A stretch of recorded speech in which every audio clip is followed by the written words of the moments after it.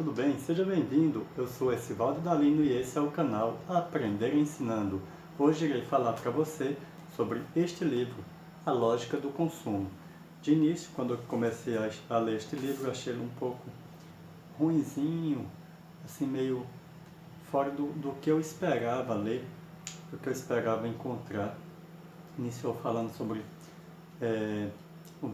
sobre vícios de drogas, sobre vícios do cigarro, que a princípio é uma experiência que foi feita por Martin Lindstrom. Ele fez essa experiência, essa pesquisa para desenvolver um estudo sobre o porquê as pessoas têm um desejo de fazer alguma coisa, de possuir alguma coisa, e a mesma coisa é o consumo. Por que que temos o desejo de comprar? Porque compramos uma marca e outra não. Então, nessa pesquisa ele fez um experimento com mais de 2.000 pessoas. Utilizou duas máquinas de alta resolução, as quais eu descrevi aqui nesse textinho. Geralmente eu costumo ler, vou fazendo anotações para que não esqueça da leitura, para que seja mais fácil a compreensão. E aí ele descreve essa pesquisa como uma neuroimagem, ou seja, ele utilizou duas máquinas que ele descreve como uma como TEE, e aí ele fala que nós temos dois processos. O processo em um dos processos nós desenvolvemos a memória de curto prazo, aquela que você vê uma coisa hoje e amanhã você já não lembra mais, porque ela é de curto prazo, você rapidinho esquece de como ela funciona.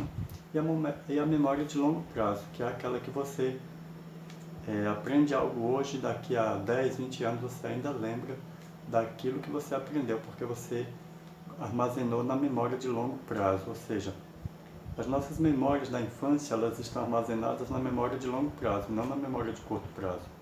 A memória de curto prazo é aquilo que a gente vê no dia a dia, muitas coisas que a gente vê, uma propaganda, um toque de uma música, uma pessoa, uma placa, enfim, isso é memória de curto prazo, porque você vê e não se dá muito a importância de gravar essa informação na tua memória, até porque ela é irrelevante para você. Quando é relevante, você armazena, você guarda, porque você diz, sua memória arquiva, porque ela tem consciência de que vai ser utilizado aquela informação. E aí, ele buscou, com essa pesquisa, com esse experimento que ele escreveu esse livro, desenvolver o porquê, qual era a lógica de se comprar um produto e outro não. E aí ele descobriu que uma das falhas nas velhas formas de marketing era que a maioria das empresas utilizavam a mesma metodologia, ou seja, utilizavam os mesmos métodos que funcionaram em 1900 e bolinha, pensando que iria ser útil nos anos atuais. Então, os métodos utilizados, que ele descreve no livro como ultrapassados, são de pesquisa de campo, ou seja, aquela pesquisa que a empresa vai ao cliente, pergunta por que ela compra, por que ela gosta, qual a quantidade, com qual frequência ela compra, enfim. Ela depende da resposta do pesquisado. Mas, muitas vezes, a pessoa que responde à pesquisa, ela não fala o que realmente ela sente. Muitas vezes ela fala por estímulos ali, de que, às vezes por vergonha, às vezes por medo, enfim. Ela acaba deixando o real desejo de lado, de fora. E o outro método era observando a frequência que o cliente ia ao comércio, a frequência que o cliente comprava, qual era a marca que o cliente comprava, ou seja, era uma pesquisa mais explorativa. Ele ficava explorando o cliente, observando os gostos do cliente. E para ele essa metodologia estava ultrapassada, não funcionava mais.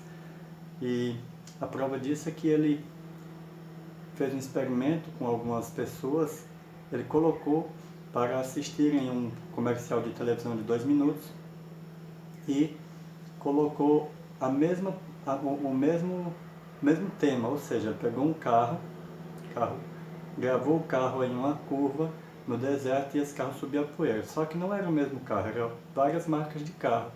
E ao final perguntava ao pesquisado se ele tinha visto, se ele poderia identificar qual era o carro que ele tinha visto naquela propaganda. Se era Toyota, se era Volkswagen, se era Mitsubishi, se era, enfim. E aí o pesquisado não sabia, porque era tudo igual, era a mesma cena, o mesmo cenário. E aí ele deu um start na cabeça dele de que ele viu que uma das formas do porquê que se gastava tanto com marketing, com merchandising, e não tinha muitos resultados, era isso, é que faziam-se a mesma coisa sempre, uma empresa copiava a outra, e aquilo que funcionou em anos anteriores poderia não funcionar em anos atuais.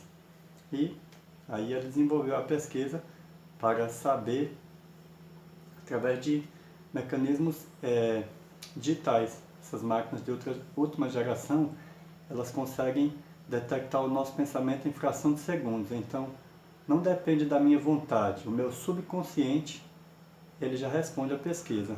E aí, quando você deseja algo, ele é registrado. São tirados centenas de fotografias do seu cérebro, do estímulo que deu no seu cérebro, do córtex frontal, e aí você acaba colaborando para o resultado da pesquisa. Não li o livro todo ainda e estou gostando da leitura, estou aprendendo bastante, e o vídeo de hoje é isso. Eu queria trazer para vocês um pouco do que estou absorvendo desse livro, um excelente livro, por sinal, e que no futuro, quando terminar de ler, eu explanarei mais alguns recortes do livro para você que acompanha o canal, para você que gosta dessas dicas de livro. Um forte abraço, fique com Deus, tchau!